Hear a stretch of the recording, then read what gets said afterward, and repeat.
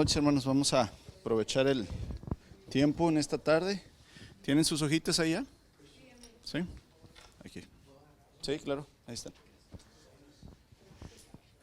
Muy bien. Hebreos capítulo 5. La semana pasada estuvimos empezando este capítulo.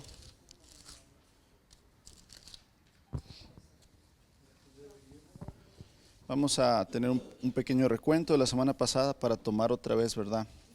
La cadenita, el hilo. Hebreos capítulo 5, verso 1. Dice: todo sumo sacerdote es un hombre escogido para representar a otras personas en su trato con Dios. La semana pasada estuvimos viendo la característica o las características generales de un sumo sacerdote, o sea, ¿qué se esperaba de ese sumo sacerdote? ¿Para qué Dios lo iba a establecer? Entonces dice que todo sumo sacerdote es un hombre escogido. Note, ¿verdad? Primero cómo estamos viendo escogido, no que se escoge a sí mismo, sino escogido. Y luego nos dice ¿para qué? Para representar a otras personas en su trato con Dios. Él presenta a Dios las ofrendas de estas personas y ofrece sacrificios por los pecados. He aquí la razón principal, la misión principal, el propósito principal del sumo sacerdote: presentar ofrendas y sacrificios por los pecados de otras personas, aunque primariamente también por él. Dice verso 2: puede tratar con paciencia a los ignorantes y descarriados, porque él también está sujeto a las mismas debilidades. ¿Se acuerdan que la diferencia en los versos 14 del capítulo 4 al 16 es que Jesús, fíjense bien, Jesús es alguien que nos comprende porque sufrió todas nuestras debilidades, pero sin pecado? Pero el sumo sacerdocio de Aarón, hermanos, verso 2 del capítulo 5, dice: él puede tratar con paciencia a los ignorantes y descarriados, porque él también está sujeto a las mismas debilidades. Aquí la gran diferencia de entre, ¿verdad?, el sumo sacerdocio arónico y el sumo sacerdocio, ¿verdad?, de Cristo, que es de otro orden, el orden de Melquisedec. Después vamos a ver eso, ¿verdad? Pero el sumo sacerdocio arónico, cuando digo arónico, hermanos, me estoy refiriendo a Aarón, el hombre, ¿verdad? Tenía falla. ¿Cuál era la falla? Precisamente el hombre, ¿verdad? El pecado.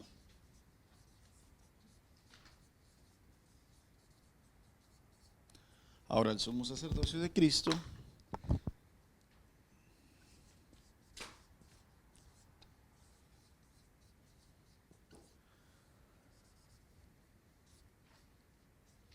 es perfecto, hermanos.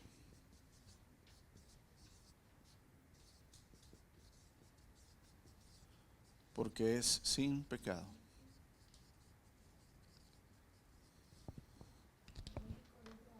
Aarón, sí. Acuérdense que Aarón fue el primer sumo sacerdote escogido por el Señor. Estamos en el verso 2 del capítulo 5. Este sumo sacerdote puede tratar con paciencia a los ignorantes y descarriados, porque él también está sujeto a las mismas debilidades. Y luego vemos el verso 3: por esa razón debe ofrecer sacrificios tanto por sus propios pecados como por los pecados del pueblo. Y estuvimos la semana pasada, ¿verdad?, viendo precisamente esto, cómo el sumo sacerdote tenía que representar prácticamente, ¿verdad?, a todos los pecadores, siendo el mismo pecador, e interceder por todos los pecadores, siendo el mismo pecador. Ofrecer sacrificios por los pecados, también el ofrecer sacrificios por sus pecados. Entonces vemos, ¿verdad?, que esto era un modelo que nos enseña que ningún hombre puede ser un sacerdote perfecto.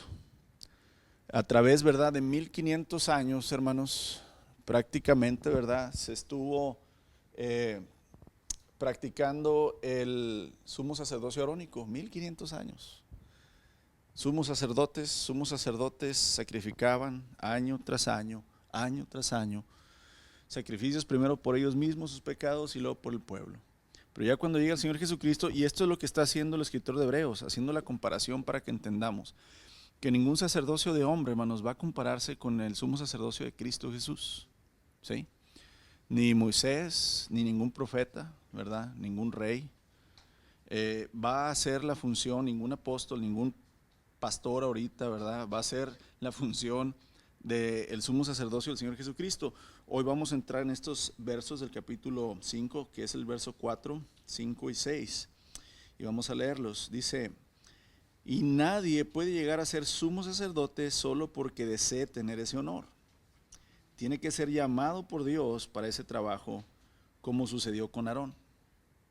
Por eso Cristo no se honró a sí mismo haciéndose sumo sacerdote, sino que fue elegido por Dios, quien le dijo, o sea, Dios a su hijo: tú eres mi hijo, hoy he llegado a ser tu padre. Y en otro pasaje también Dios le dijo: tú eres sacerdote para siempre, según el orden de Melquisedec.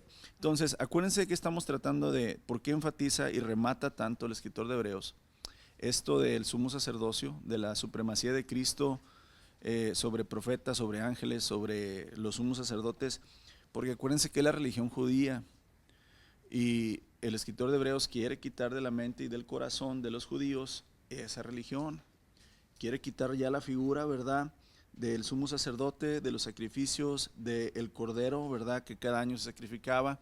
Quiere quitar lo que es seguir la ley para salvación. No se puede, dice el apóstol Pablo, nadie puede llegar a ser salvo obedeciendo la ley, porque nos es imposible. Quiere quitar todos los rituales, ofrendas, sacrificios que el Señor había establecido con un propósito y que era sombra de lo que había de venir. O sea, lo estableció Dios, sí, y era bueno, sí, hermanos, en su momento era bueno, y era una manera en que Dios nos anticipaba lo que iba a venir más adelante, que se cumple todo en el Señor Jesucristo. Pero entonces ya el escritor de Hebreos le está escribiendo a sus propios conciudadanos, a sus propios patriotas, ¿verdad?, a su propio pueblo: hey, ya no es Aarón, ya no son los hijos de Aarón, ya no son los de la tribu de Leví.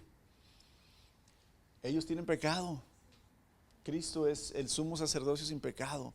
Ahora, acuérdense que como los judíos conocían perfectamente el Antiguo Testamento y las profecías, el escritor de Hebreos tenía que enseñarles con el mismo Antiguo Testamento donde Dios estaba poniendo a Jesucristo por encima de Aarón, por encima de Moisés, por encima de los ángeles, por encima de los profetas, para que ellos entonces no pudieran decir: no, pues estás mal, al escritor de Hebreos, sino que él utiliza siempre los pasajes, ¿verdad?, de los profetas, de los salmos, de la ley, para mostrar esto. Vamos aquí a la página número 37 que tienen ahí, versos 4 y 6.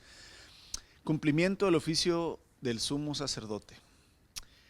Primero, en el verso 4, hermanos, dice: nadie puede llegar a ser sumo sacerdote solo porque desee tener ese honor.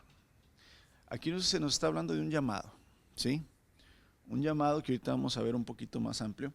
Pero primero tome en cuenta eso, ¿verdad? Es decir, nadie puede llegar a ser sumo sacerdote solo por desear tener ese honor. Inclusive el apóstol Pablo en Romanos capítulo 9, si mal no recuerdo, sí, está hablando precisamente, vamos ahí, Romanos capítulo 9, dice que no depende, Pablo está hablando de la salvación, ¿verdad? Dice: no depende del que quiere, ni del que corre, sino de que aquel que tiene o quiere tener misericordia. O sea, aquí quiere decir esto: es, por más que yo me quiera salvar, yo no me puedo salvar solo, me tiene que salvar el Señor. Imagínate esto: tú estás en un pozo bien profundo, caíste en un pozo muy profundo, en un cañón muy profundo, donde no hay salida. Si no hay alguien ahí arriba que te aviente una cuerda, que de alguna manera, ¿verdad?, venga un helicóptero y te saque, por más que tú desees, por más que tú te esfuerces, por más que tú trates de escalar, no puedes. Y es lo que está diciendo aquí precisamente el escritor de Hebreos. Pero vamos a Romanos capítulo 9 para tener más idea de esto. En primer lugar, el verso 1 dice el apóstol Pablo: con Cristo de testigo hablo con toda veracidad. O sea, aquí Pablo está diciendo: lo que les voy a decir no es una idea mía. Esto tomo a Cristo de testigo porque Cristo me lo dijo, dice el apóstol Pablo, ¿verdad? Recuerden, yo estoy leyendo la Nueva Traducción Viviente. Dice: tengo el corazón lleno de amargura, dolor por mi pueblo, mis hermanos judíos. Yo estaré dispuesto a vivir bajo maldición para siempre, separado de Cristo, si esto pudiera salvarlos. Hay una preocupación muy grande de Pablo por los judíos, porque acuérdense, hermanos, los judíos tienen su religión por 1500 años, que se las dio el Señor. Ellos la malinterpretaron, la malusaron y están bien aferrados a esa religión. De los sacrificios, ¿verdad? El templo, el cordero, los ritos. Y Pablo dice, si yo pudiera dar mi vida, inclusive Pablo está diciendo, si yo pudiera ir al infierno y eso salvaría a mis hermanos, lo haría. Verso 4. Ellos son el pueblo de Israel, elegidos para ser los hijos adoptivos de Dios. Fíjese la palabra elegidos. Dios no eligió a los egipcios, Dios no eligió a los amonitas, a los cananeos. Dios eligió a Abraham y de Abraham a la nación de Israel. Aquí está hablando el escritor de Hebreos que nadie puede llegar a ser sumo sacerdote solo porque desea tener ese honor. Tiene que ser llamado por Dios. Siempre todo lo que concierne al Espíritu, hermanos, inicia en el corazón de Dios. ¿Sí? No inicia en el corazón del hombre, porque entonces sería una obra de hombre. Si una iglesia es fundada por el corazón de un hombre, esa iglesia, hermanos, no va a estar en la voluntad de Dios. Si alguien inicia un ministerio por la voluntad de hombre, ¿me entienden lo que les quiero decir? ¿Se puede? Sí, puedes iniciar una iglesia. Pues ¿cuántas religiones no hay? Pero no porque se inicie una iglesia, una religión, hermanos, una fe, quiere decir que la correcta. Tiene que ser una iniciativa de Dios. Prácticamente, vamos ahí en Romanos todavía. Vamos al verso 10. Aquí está diciendo Pablo que cuando Isaac tuvo dos hijos, Esaú y Jacob, gracias. Esaú era el mayor y por ende pudiéramos pensar que Dios iba a escoger al hermano mayor para que de ahí viniera su pueblo. Pero no fue así, dice, ese hijo fue nuestro antepasado Isaac cuando se casó con Rebeca y ella dio a luz dos mellizos, o sea, unos cuates. Sin embargo, antes de que nacieran, antes de que pudieran hacer algo bueno o algo malo, ella recibió un mensaje de Dios.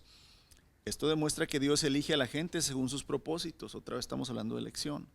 Verso 12, Él llama a las personas, pero no según las buenas o malas acciones que hayan hecho. A Rebeca se le dijo, tu hijo mayor servirá a tu hijo menor. Como dicen las escrituras, amé a Jacob, pero rechacé a Esaú. ¿Estamos diciendo entonces que Dios fue injusto? Por supuesto que no, pues Dios le dijo a Moisés, yo voy a tener misericordia de quien yo quiera y mostraré compasión con quien yo quiera. Verso 16, por lo tanto, es Dios quien decide tener misericordia y no depende de nuestro deseo ni de nuestro esfuerzo.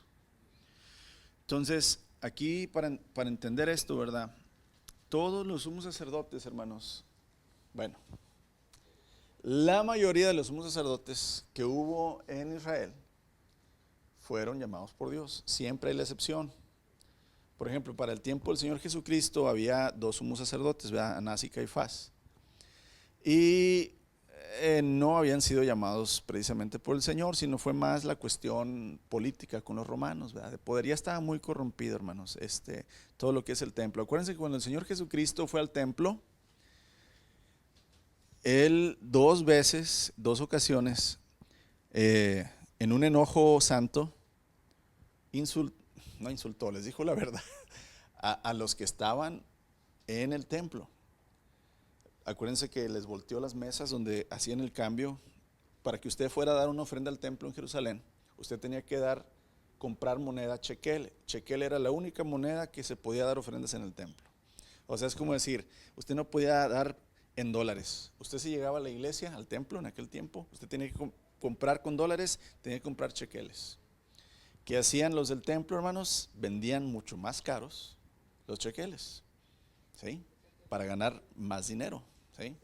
Ahora, Imagínese, usted iba a llevar una ofrenda, usted iba a sacrificar un ternero, ¿verdad? O sea, un becerro, o iba a sacrificar un corderito que usted había cuidado por meses. Lo apartó, lo cuidó, lo puso aparte de los demás para que no se lastimara, lo estuvo usted bañando, lo vio que estuviera perfecto, que no tuviera manchas, que no estuviera quebradito. Lo cargó hasta el templo, hermanos, de donde usted vendía. Usted cuidó ese corderito para el Señor y usted llegaba al templo y le decía, quiero sacrificar mi corderito. Y decían, no se puede. ¿Por qué? No, porque no sabemos si ese corderito está malo, está enfermo. No, pero yo lo cuidé, yo les mencioné. No. Tienes que comprar un cordero de los que vendemos en el templo. Y no los vendían baratos, los vendían caros. ¿Qué ocasionaba esto, hermanos? Imagínate, la gente estaba deseosa de ofrendar al Señor, pero el mismo liderazgo de Israel les impedía hacerlo de una manera gozosa, una manera, ¿cómo se puede decir? Libre, gracias, sino que ponían barreras. Y entonces el Señor Jesucristo, hermanos, se enoja y empieza por eso a voltear las mesas donde cambiaban el dinero y empieza a sacar los animales, ¿verdad? Y les empieza a gritar, ustedes han convertido mi casa de oración en una cueva de ladrones. En otra ocasión dice que el Señor Jesús agarró unas cuerdas y empezó a hacer un chicote, un látigo, hermanos. Yo creo que ahí el Señor estaba muy enojado. Y para dominar su enojo, porque la palabra de Dios dice, enójense pero no pequen. Podemos enojarnos, no es pecado enojarse. El pecado es que te controle el enojo. Y ahí el Señor nos demuestra, hermanos, que dice que empieza a hacer un chicote y luego empieza a aventar latigazos hacia arriba, no hacia la gente, hacia arriba, ¿verdad? Que se escuchara. Acuérdense que siempre en el templo había mucha bulla, hermanos. Imagínense, no sé, como la pulga, ¿verdad? Así mucha gente, todos ahí. Y el Señor quería atención, que lo escucharan, ¿verdad? Entonces, vemos aquí que ya estaba muy pervertido, hermanos, desde tiempo atrás. Todo lo que era el sumo sacerdocio y los sacerdotes, hermanos, el templo, todo ya era, el hombre el que quería lucir. Pero es aquí donde el escritor de Hebreos dice, nadie puede llegar a ser sumo sacerdote por tener ese deseo. Tiene que ser llamado por Dios para ese trabajo. Y entonces aquí el escritor de Hebreos, después de haber resaltado características generales del sumo sacerdocio, o sea, en el capítulo 5, versos 1, 2 y 3, que nos habla de Aarón primero, ahora se va a enfocar otra vez en Cristo y nos da los siguientes puntos del sacerdocio de Cristo. O sea, ¿cuál es la similitud? ¿Qué se parece el sacerdocio de Aarón con el de Cristo? Pero también, hermanos, ¿cuál es la gran diferencia entre el sumo sacerdocio de Cristo y de Aarón? En primer lugar, ahí en el inciso A, la honra del cargo. El cargo de sumo sacerdote es un honor que Dios le da o confiere a la persona que asume los deberes del oficio. O sea, no nada más es un título porque la persona es buena o suficientemente sabia. Acuérdense los requisitos generales. Primero tenía que ser la tribu de Leví y de la familia de Aarón. Tenía que ser un varón perfecto, no podía tener un dedito mocho, medio tuerto, ¿verdad? Medio cojo, no, tenía que ser un hombre, ¿verdad? Completo. Y eso es en general. Pero en realidad el sacerdote, hermanos, lo que le daba honor era lo que hacía para Dios, que era intervenir, ¿verdad?, entre el pueblo y Dios. El sumo sacerdote, hermanos, desde los tiempos de Aarón hasta la destrucción del templo en el año 70, acuérdense que vamos a ponerlo así nada más para tener en perspectiva. El Señor Jesús nace en el año 0, ¿verdad? ¿Por qué año 0? Porque acuérdense que ahorita estamos supuestamente 2024 años que después de Cristo. Entonces, si nos vamos 2400 años atrás, pues entonces ahí nace el Señor Jesús, ¿verdad? Ahora, Moisés, hermanos, más o menos estimamos entre 1500 y 1300 años antes de Cristo, ¿sí? Entonces estamos hablando, hermanos, que desde este tiempo, ¿verdad? Por todo este tiempo, más de 1000 años, y luego hasta el año 70 después de Cristo, los romanos destruyeron el templo, ¿sí?, de Jerusalén. al no haber ya templo, ya no hay sacrificios, porque los sacrificios se tenían que hacer en el templo. Entonces ya el sumo sacerdocio deja de ¿qué? De existir. El sumo sacerdocio de Aarón, ¿verdad? Del hombre. Ya no hay. Entonces, desde los tiempos de Aarón hasta la destrucción del templo, hermanos, el hombre disfrutaba de un adecuado reconocimiento por parte del pueblo hebreo. O sea, el sumo sacerdote era la ley. Vamos a equipararlo así, hermanos, como la Iglesia Católica estima el Papa, ¿verdad? Así casi era el sumo sacerdote para los judíos. Era la máxima autoridad después de Dios. Más allá de toda duda, hermanos, el sumo sacerdote ocupaba, junto con el líder civil, por ejemplo, el rey, ¿verdad? Vamos a ponerlo así. El sumo sacerdote, hermanos, y el rey estaban prácticamente al mismo nivel, ¿sí? Para abajo hay príncipes, ¿verdad? Y hay sacerdotes, y hay otros, pero el sumo sacerdote y el rey estaban casi a la par, ¿verdad? O sea, en autoridad, en poder hacia el pueblo. El escritor de Hebreos, hermanos, sin embargo, él enfatiza que nadie se otorga tal honor de ser sumo sacerdote para su propia satisfacción. O sea, nadie podía decir, yo quiero ser sumo sacerdote, hacer una campaña, voten por mí. Yo, ¿verdad? Voy a poner más baratos los corderitos, ¿verdad? Hacen campaña. No se podía. Tenía que ser alguien que escogiera al Señor. Nadie ocupaba el cargo de sumo sacerdote simplemente para entrar a la presencia de Dios. Acuérdense que ya explicamos esto, que una vez al año se entraba en la presencia de Dios. ¿Qué pasaba si ese hombre, hermanos, entraba con pecado? Moría. Entonces, en realidad, un pecador no quería ser sumo sacerdote porque sabía que era su, ¿verdad? Aunque hubo unos ingratos que, pues que sí lo hicieron, ¿verdad? Pero no hay registrado en lo que es la Biblia, hermanos. No tenemos registrado eso. Pero prácticamente, hermanos, la honra asociada con el cargo, o sea, lo que se le honraba al sumo sacerdote era precisamente estar en la presencia de Dios. ¿Quién más del pueblo de Israel, hermanos, podía estar en la presencia de Dios? Literal. Acuérdense que una vez al año él entraba, oraba, pedía perdón por los pecados, rociaba la sangre, ¿verdad?, sobre el propiciatorio, lo que es la tapa del arca del pacto. Entonces, estar en la presencia de Dios, hermanos, era el máximo honor que tenía un sumo sacerdote. El sumo sacerdote era el representante de su pueblo, ¿verdad? Él cumple el papel de mediador como intercesor, ¿verdad?, por el perdón de los pecados. Entonces, prácticamente empieza aquí a meternos en la mente el escritor de Hebreos la honra que conlleva ser sumo sacerdote. Ahora, lógica, el inciso B, tienes que ser llamado por Dios. El sumo sacerdote debía ser llamado por Dios a este honroso cargo. Y por supuesto, hermanos, esto no significa que no hubiera excepciones en la historia de Israel. Les digo que como quiera hubo, yo creo, unos que por ahí se colaron y les fue mal, ¿verdad? Pero el escritor de Hebreos no está interesado en el sacerdocio de Aarón, hermanos. Nada más lo nombra para hacer, ¿verdad?, prácticamente referencia que Aarón inaugura, ¿verdad? Es el primer sumo sacerdote escogido por Dios. Y aquí en la actualidad, ¿cómo pudiéramos nosotros poner esto? Miren, significa que solo aquel que haya sido llamado por Dios puede asumir el cargo de ministro o pastor, ¿verdad? Como ilustración, dice un predicador, dice, un director, un presidente de un seminario. Acuérdense que un seminario, un colegio bíblico es donde van a prepararse jóvenes, señoritas, y también hermanos ya de edad, pues para predicar la palabra, ¿verdad?, para ser pastores. Entonces dice este presidente, ¿verdad?, después de darle la bienvenida a este nuevo grupo de estudiantes que querían estudiar la palabra, ¿verdad?, para hacerse ministros, misioneros, pastores, les dijo lo siguiente: a menos que Dios les haya llamado para el ministerio, no los queremos aquí.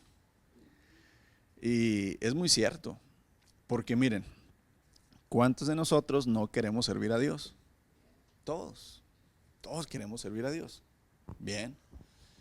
Lamentablemente, la palabra servir a Dios para muchos cristianos es estar enfrente, enseñar, aconsejar, predicar, cantar, dirigir.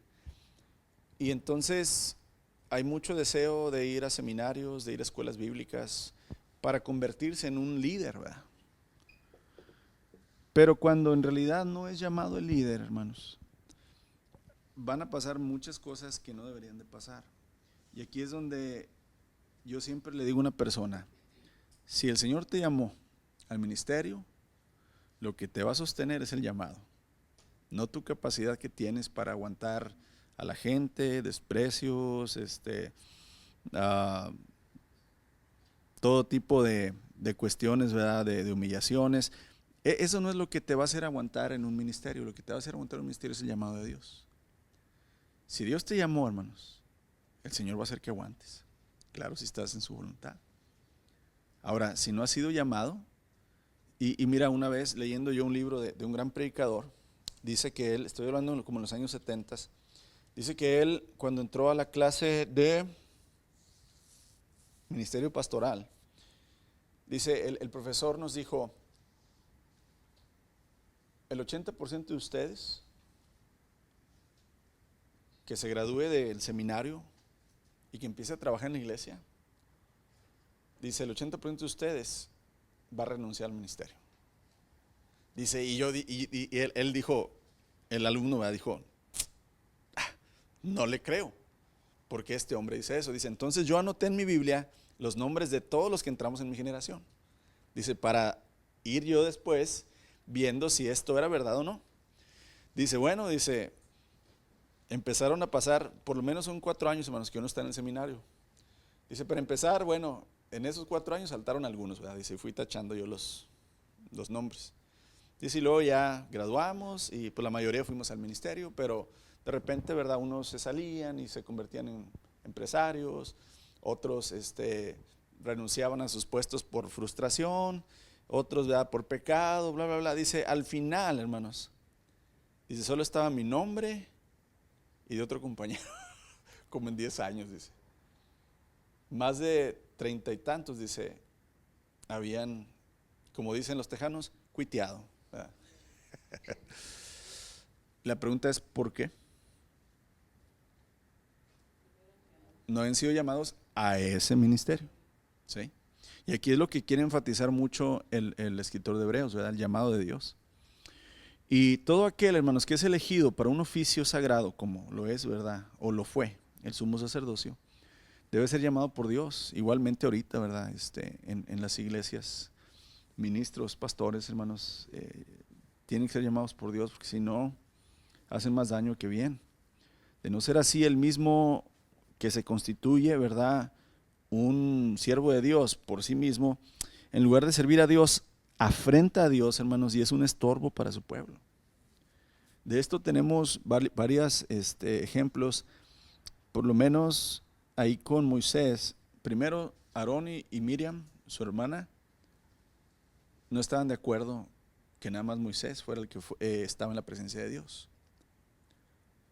Y Dios puso en su lugar a Aarón y a Miriam.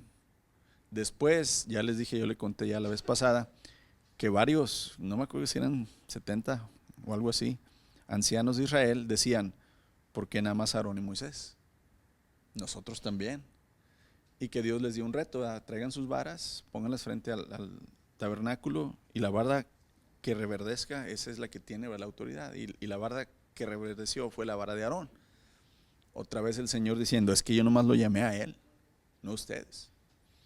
Y aquí entonces, amados, el entendimiento es ¿verdad?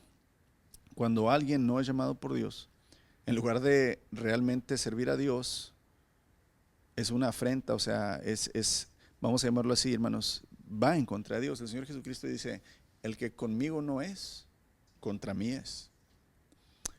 Cuando el Señor Jesús llama a Pablo, fíjate, el apóstol Pablo creyendo que está sirviendo a Dios. A ver, ¿Dios lo llamó a perseguir la iglesia? Pues no, hermanos. Pablo pensaba que él había sido llamado por Dios para hacer que los cristianos que estaban, ¿verdad?, entre comillas, engañados, que Cristo no es, ¿verdad?, el Mesías. Pablo dijo, Dios me llamó, y hasta los sumos sacerdotes, hermanos, todos los líderes judíos, dice que les daban cartas donde le daban permiso de sacar de las sinagogas, o sea, de los pequeños lugares de reunión en las diferentes ciudades, a los que se decían ser cristianos, para llevarlos a prisión, ¿verdad? Pablo pensaba que había sido llamado por Dios, pero al contrario, cuando el Señor Jesús le dice: Pablo, Pablo, ¿por qué me persigues? Dura cosa te es estar dando patadas contra, ¿verdad?, una espada, un aguijón. O sea, el Señor le está diciendo: Pablo, me estás estorbando.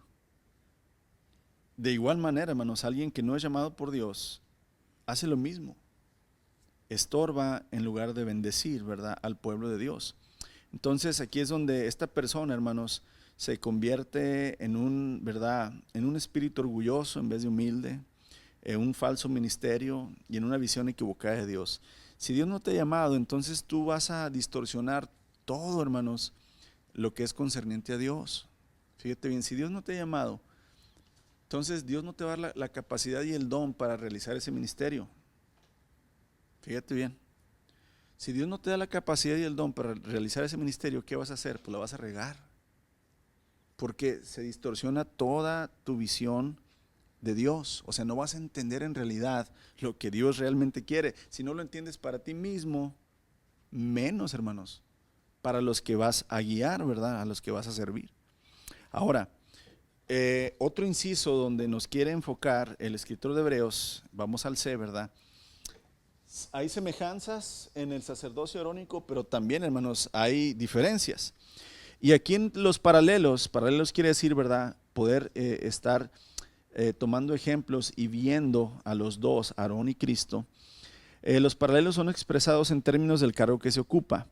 Por ejemplo, el escritor, hermanos, no usa el nombre de Jesús, sino usa el nombre de Cristo, nombre que describe el cargo y la tarea del Hijo de Dios. Acuérdense que Cristos, ¿verdad?, ¿qué significa? A ver, Cristos, ¿qué significa? En hebreo, Mesías. ¿Qué significa Mesías? El escogido o el ungido, ¿verdad?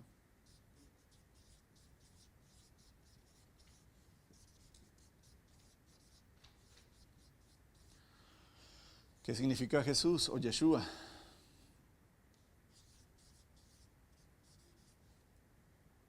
No, hombre, hermanos, ya se los he dicho como 2000 veces.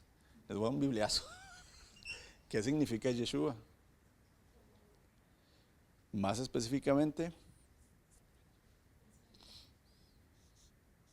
¿verdad?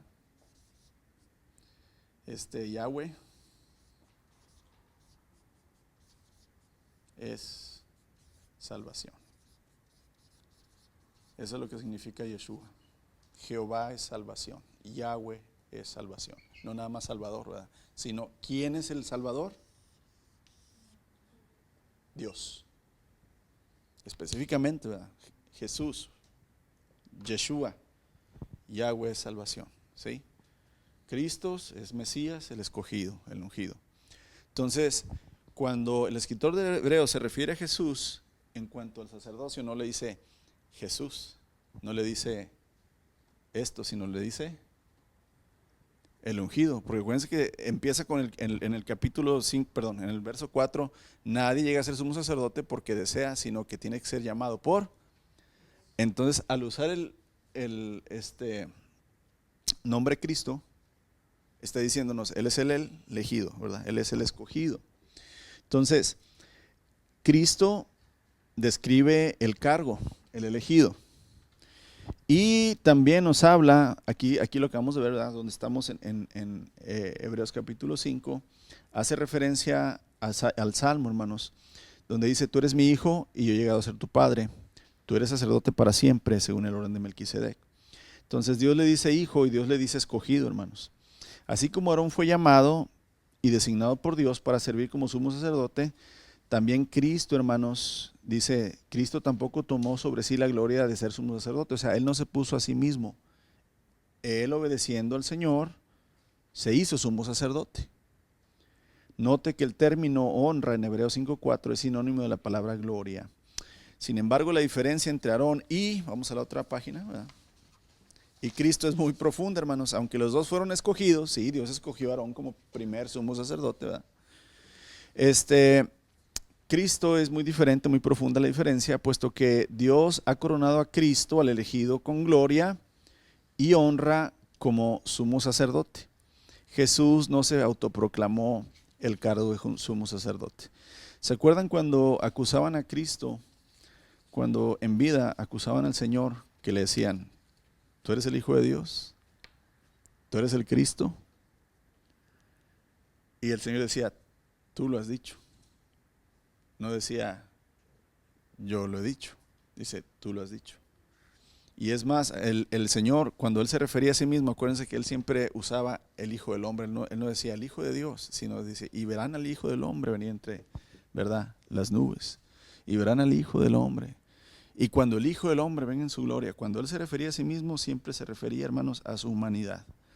Él nunca se autoproclamó, sino que el que lo proclamó Dios, el que lo proclamó Hijo, el que lo proclamó sumo sacerdote, hermanos, fue el Señor. Acuérdense, cuando el Señor Jesús es bautizado, su Padre dice, he aquí, este es mi Hijo amado, en el cual yo me complazco, ¿verdad? Y luego cuando fue el Señor Jesús al monte, creo que es Hermón, al monte de la transfiguración, ¿verdad? Se convierte en su gloria, se aparece Moisés y Elías, y una voz del cielo dijo, este es mi Hijo amado, a él oigan, ¿verdad? Entonces vemos que el Señor Jesús no se da o no se autoproclama sumo sacerdote, sino que su Padre lo proclama sumo sacerdote. Ahora, ¿qué diferencia hay entre Aarón y el Señor si los dos son elegidos? Hermanos, el Señor no nada más es sumo sacerdote, sino que es declarado Hijo de Dios. Y aquí el escritor de Hebreos parece anticipar, ¿verdad?, la acusación que alguien podría presentar. O sea, haz de cuenta, si yo soy un judío, hermanos, que no creo en Cristo, yo le puedo decir al escritor de Hebreos, sí, espérate, pero Aarón no se puso solo tampoco. Aarón fue escogido ¿por quién? Por Dios. Como si ya supiera el escritor de Hebreos que le iban a decir eso, por eso él pone, a él le dijo, tú eres mi hijo y yo soy tu padre, ¿verdad? Para elevarlo, hermanos, al Señor Jesús todavía más arriba que un sumo sacerdote humano, ¿verdad? Nada más. Prácticamente, hermanos, aparte de algunas pocas semejanzas entre Aarón y Jesús, tiene que ver mucho, hermanos, la función de sumo sacerdote. Y aquí es donde el escritor cita Salmos capítulo 2, verso 7, donde dice, y aquí lo vimos, ¿verdad? En Hebreos, que es Hebreos capítulo, aquí en Hebreos capítulo 5, en el verso precisamente 5, dice, tú eres mi hijo, hoy he llegado a ser tu padre. Ahí el escritor de Hebreos está haciendo una referencia a Salmos 2.7. El escritor usó por primera vez esta cita y vimos ya en Hebreos 1.5, si nos vamos a Hebreos 1.5, ya lo había usado el escritor de Hebreos para decirnos, hermanos, que Jesucristo, ¿verdad? Fíjense, hace mucho tiempo Dios nos ha hablado mucho tiempo, desde hace mucho tiempo y de diversas maneras, por medio de los profetas, mas ahora nos habla por medio de él, o que ya desde el capítulo 1, ya el escritor de Hebreos dice, ahora nos habla por el Hijo. Aquí en el capítulo 5 vuelve a decirnos que Jesús es el Hijo, ¿verdad? Prácticamente, hermanos, esta frase, el Hijo, va a contrastar directamente a Cristo con Aarón. Aarón, hermanos, no es hijo de Dios, ¿verdad? Era el pueblo de Israel. Pero Cristo, hermanos, sí es hijo. Entonces aquí hay una gran diferencia del sumo sacerdocio. Ahora, también es proclamado el sacerdote de Dios. Fíjense ahí mismo en Hebreos capítulo 5, donde estamos.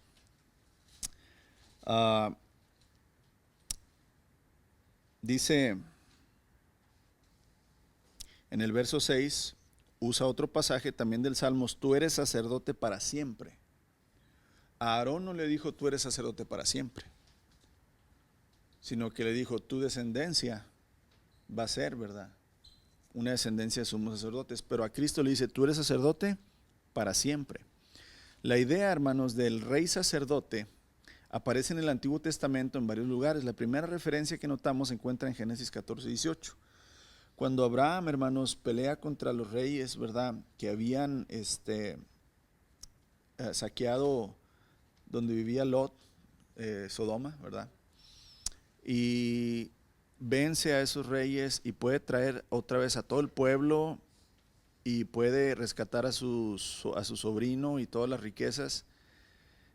Aparece aquí de repente este personaje Melquisedec y se nos dice que Melquisedec era rey de Salem y sacerdote del Dios Altísimo. Dos funciones. Acuérdense que el que aparezcan dos oficios en una persona en el Antiguo Testamento es muy raro. ¿Sí? Eran profetas, eran reyes, eran sacerdotes, eran levitas, pero es muy raro que aparezcan, ¿verdad?, rey sacerdote. Eso es extrañísimo. Eso nada más se le puede referir a Cristo, ¿verdad? También aquí en el Salmo 110, David habla de la realeza del Mesías, donde dice, Dios le dijo a su hijo, siéntate a mi diestra hasta que haga a tus enemigos una tarima de tus pies. En el Salmo 110 se hace referencia al sacerdocio, donde le dices, tú eres sacerdocio para siempre.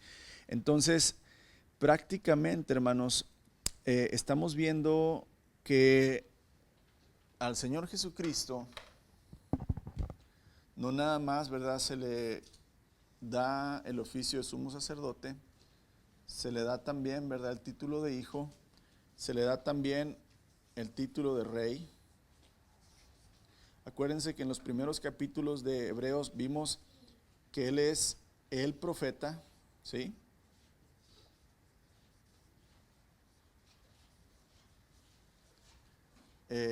Y estamos viendo, ¿verdad?, hijo, sumo sacerdote, rey y profeta. 4 oficios, 4 ministerios, ¿verdad?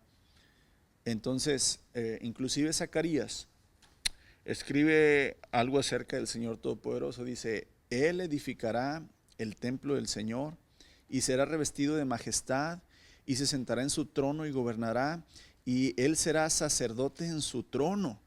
Hermanos, nadie había sido sacerdote en su trono. Un sacerdote servía a Dios, al rey. Pero un sacerdote, hermanos, no podía ser rey. Pero aquí Cristo Jesús es nombrado rey y sacerdote. Y acuérdense, ¿por qué el énfasis? ¿Por qué el énfasis? ¿Por qué rematar lo mismo? Porque quiere dejar bien en claro el escritor de Hebreos quién es Jesús. Para nosotros, hermanos, que no estuvimos en la religión judía y que desde que somos niños se nos ha presentado un Jesús, hijo de María, ¿verdad? Y de José, y que era el Mesías y todo, que no traemos esa herencia, ¿verdad?, del pueblo judío, se nos hace más fácil, ¿verdad?, aceptar a Jesús como el rey, como el sacerdote. Pero no sé cuál fue la cosa más difícil que tú tuviste que quebrar cuando viniste a Cristo. Una tradición que tú tenías, una fe que tú tenías, ya sea heredada o algo que tú creías mucho. Pero lo que quiere el escritor de Hebreos es quebrar eso, tanto en los judíos como cualquier otro que lea ahora la carta, ¿verdad? Entender que aunque hubo sumos sacerdotes, profetas, hermanos, aunque hubo reyes, ¿verdad?, ninguno de ellos se compara con el Señor Jesucristo. Él es el único, ¿verdad?, que en realidad puede hacer la obra completa y perfecta de Dios. ¿Por qué? Porque es sin pecados, porque Él es ¿qué? Perfecto. El escritor de Hebreos, hermanos, está completamente familiarizado con la enseñanza del Antiguo Testamento. Él sabe lo que está diciendo. Y a fin de ser preciso en cuanto al tipo de sacerdocio que Jesús asumió, o sea, que nosotros entendamos que el sacerdocio de Cristo, ¿verdad?, es mucho, mucho mayor que el de Aarón. Cita el Salmo 104, tú eres sacerdote para siempre. En diferentes escrituras, tanto el apóstol Pablo, hermanos, Pedro, mencionan que Cristo fue sacrificado una vez y para siempre. Un solo sacrificio. Que Él está intercediendo por nosotros delante del trono de Dios. Día y noche para nosotros, allá no hay día y noche. O sea que el sacerdocio del Señor, hermanos, no tiene fin. Por medio de Él por ejemplo, el Señor Jesucristo, cuando Él menciona, ¿verdad? Juan 14:6. ¿Qué dice Juan 14:6, hermanos? Sin ver su Biblia. No vea su Biblia.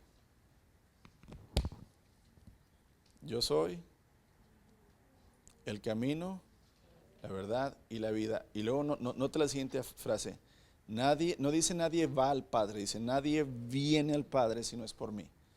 ¿Qué era el sumo sacerdote? El mediador entre Dios y el hombre.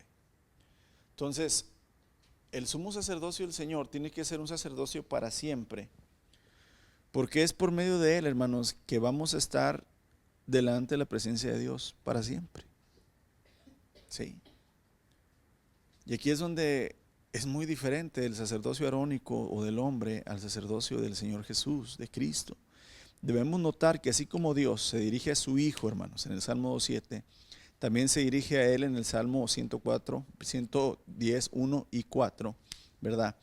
Y de este modo anuncia su realeza, su sacerdocio, también, ¿verdad?, su paternidad como hijo. Y la epístola a los Hebreos, hermanos, es la única de entre los libros del Nuevo Testamento que llama a Cristo sacerdote. Y la pregunta será, ¿por qué? ¿Por qué Pablo no menciona a Cristo como sacerdote? Lo menciona como el Cordero de Dios. Pero, ¿por qué solamente en una carta del Nuevo Testamento encontramos el título de sacerdote para Jesús? Y pues, hermanos, durante muchos siglos los judíos habían esperado un rey de la casa de David. Y acuérdense, es que ellos estaban bien familiarizados con esto. Los sacerdotes venían de la tribu de Leví. Los reyes venían de la tribu de Judá. ¿De qué tribu es el Señor Jesús? ¿De Leví o de Judá? El Señor Jesús viene de la tribu de Judá. Entonces decían, está descartado como sacerdote Jesús porque no viene de la tribu de Leví. Menos, no es hijo de Aarón. Pero es que el Señor le dice, tú eres sacerdote según el orden de Melquisedec, no según el orden de. Siendo, hermanos, que el sacerdocio de Melquisedec, hermanos, es completamente diferente al de Aarón. Por eso el Señor Jesucristo, hermanos, puede ser rey, porque viene de la tribu de Judá y es descendiente del rey David, tanto por María como por su padrastro José. Y aquí entonces entendemos por qué nada más el escritor de Hebreos menciona a Jesús como sacerdote. Porque el escritor de Hebreos ya está fuera de la religión judía, hermanos, y él ya eliminó esto, ¿verdad? Ya eliminó lo de las tribus. Él está enfocado ahora en el sacerdocio según el orden de Melquisedec, un sacerdocio diferente al que es, ¿verdad?, del hombre. Entonces, prácticamente, hermanos, este rey que ellos esperaban los liberaría de la opresión, ¿verdad? Acuérdense que eran esclavos de los romanos en ese tiempo. Este rey no podía ser sacerdote porque debía ser del linaje de David y provenir de la tribu de Judá. Y los sacerdotes eran descendientes de Aarón de la tribu de Leví. Por consiguiente, Jesús era conocido como rey. Acuérdense, inclusive al nacer, cuando vienen los sabios de Oriente, no los 3 reyes magos, los sabios de Oriente, hermanos, los caldeos, llegan con el rey Herodes y le preguntan, ¿dónde está el rey que ha nacido? Desde que el Señor Jesús nació, fue identificado como rey, ¿verdad? ¿Dónde está el rey que ha nacido? Inclusive en su juicio y crucifixión, hermanos, en forma burlona, fue conocido como el rey de los judíos. ¿Se acuerdan el título que Pilato mandó poner verdad? Este es Jesús, rey de los judíos. Desde su nacimiento hasta su muerte fue conocido como rey, pero no como sacerdote. Ya en el primer capítulo de Hebreos, hermanos, el escritor, ¿verdad?, citaba el Salmo 110:1 y el Salmo 110:4 y describe la singular, lo particular, la original función y propósito, hermanos, del sacerdocio de Cristo. El escritor de Hebreos deja ya en claro, aunque explica más detalles en el capítulo 7, ahorita así por encima habla, ¿verdad?, de esto, que el sacerdocio de Jesús es diferente al de Aarón. Jesús es un sacerdote para siempre, según el orden de Melquisedec, es un sacerdote rey, un sacerdote profeta. Me faltó. Acuérdense que también el escritor de Hebreos nos menciona a Jesús como ¿qué? Apóstol. ¿Se acuerdan que también esta función, este oficio no es mencionado en otro libro? Jesús el apóstol. Y entonces vamos viendo, hermanos, y vamos conociendo más quién es realmente nuestro Señor. No nada más es un Dios que está allá sentado viendo cómo batallamos con el pecado, ¿verdad? No es un Dios que dice, pobrecitos, déjales, mando unas bendiciones para que como dice, se animen. Les echo porras. No, hermanos, es un Dios que prácticamente es todo para los que somos sus hijos. Todo. Él es nuestro creador, ¿verdad? Él es nuestro padre. Él es nuestro sacerdote. Él es, ¿verdad?, nuestro rey, nuestro profeta, nuestro apóstol. Él es la mayor revelación del Padre hacia nosotros. Y aquí la comprensión es esa, hermanos. No necesitas buscar en ningún otro ser, en ningún otro ídolo, en ninguna otra religión, en ninguna otra fe. Nada. Cristo Jesús lo es todo, absolutamente. Y aquí es donde tenemos que quebrar y vencer, ¿verdad?, nuestras tradiciones o nuestra mala comprensión de la Escritura. Por ahí, acuérdense, hermanos, algo que todas las cartas del Nuevo Testamento, hermanos, todas advierten es de los falsos profetas y los falsos maestros. Todas. Y si todas lo advierten, hermanos, quiere decir es que hay mucho problema en el hombre, sobre todo en los que creen en Dios, en creer en el hombre, hermanos. Creer en el hombre, ¿verdad? El rey David. Creer en el hombre, ¿verdad? Moisés el profeta. Creer en el hombre, Pablo el apóstol.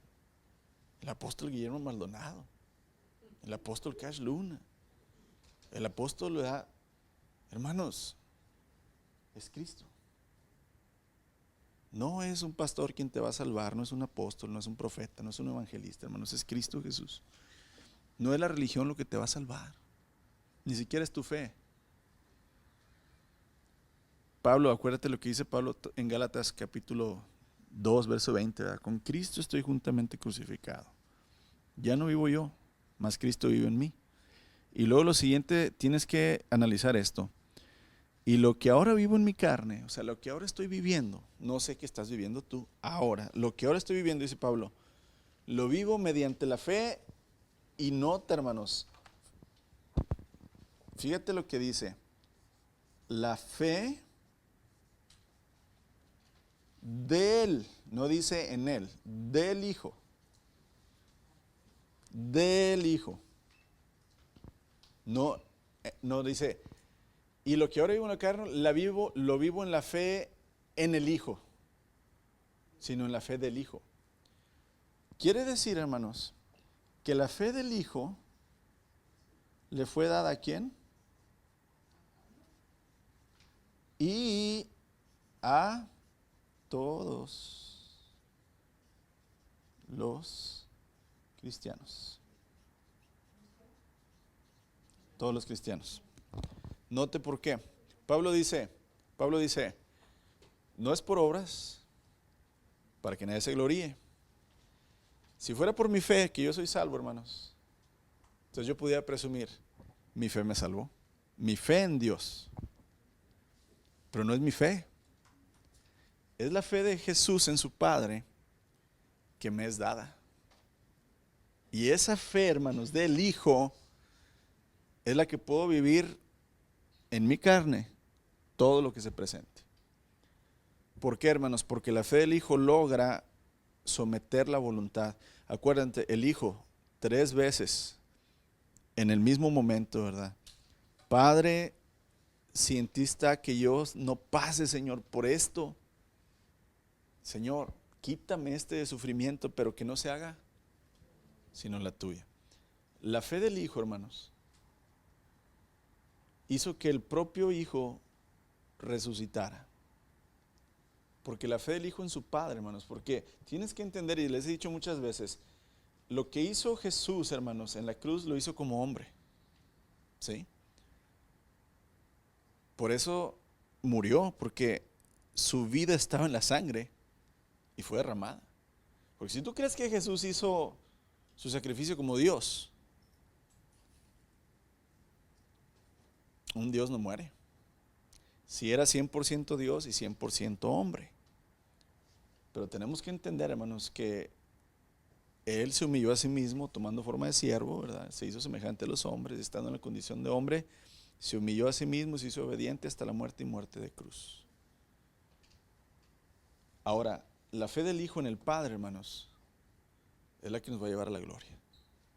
Y si tú tienes esa fe, si Él te ha dado su fe, por eso Él te tiene que dar su espíritu. Al darte su espíritu, te da su fe, hermanos. Te da, ¿verdad?, su poder, te da su santidad, te da todo. ¿Me entiendes lo que te quiero decir? ¿Sí?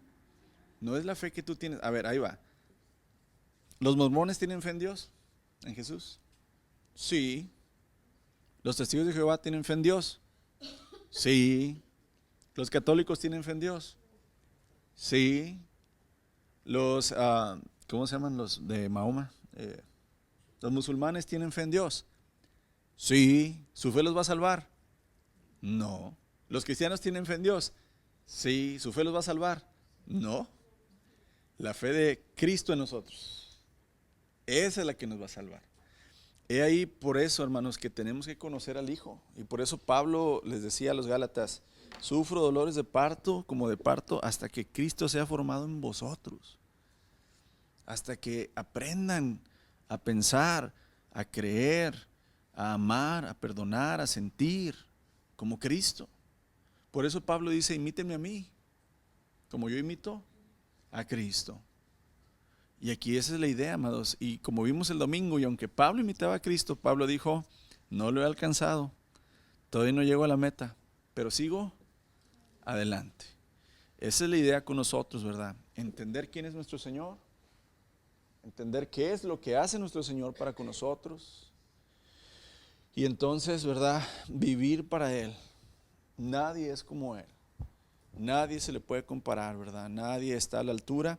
Y es lo que el escritor de Hebreos, hermanos, a través, ¿verdad?, de pues toda la carta está enfatizando una y otra vez. Siempre, siempre exaltando la supremacía de Cristo por encima de todos, ¿verdad?, los oficios que puede haber, rey, apóstol, profeta, ¿verdad?, sumos sacerdotes, levitas, vaya. Y aquí es donde nosotros tenemos que empezar a creer más y a entender quién es, al Dios que servimos, quién es el Dios que creemos, ¿verdad? El único y verdadero que vendrá. De hecho, el Señor viene ahora como ¿qué? Como rey. Ya no va a venir, ¿verdad?, como un baby, ¿verdad? Ya no va a venir como el Hijo. Ya no va a venir, hermanos, como un apóstol, porque ya nos dio la revelación. Ya no va a venir como profeta, ya vino como profeta. Va a venir como un rey que va a impartir justicia, ¿verdad? Y que va a hacer que su reino sea establecido para siempre, igual que su sacerdocio. Y nos conviene estar sujetos, sometidos, humillados a ese rey.